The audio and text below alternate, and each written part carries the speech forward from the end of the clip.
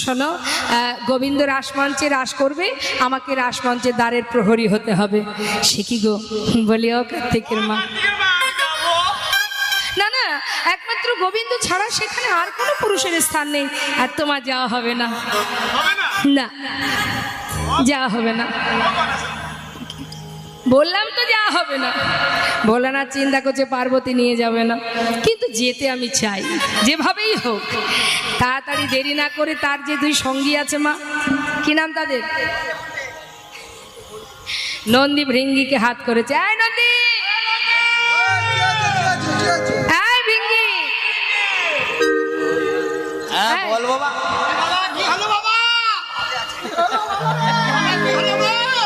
সারাটা এই সারা জীবন ধরে তো শুধু আমারই খেয়ে গেলি, কিন্তু কাজ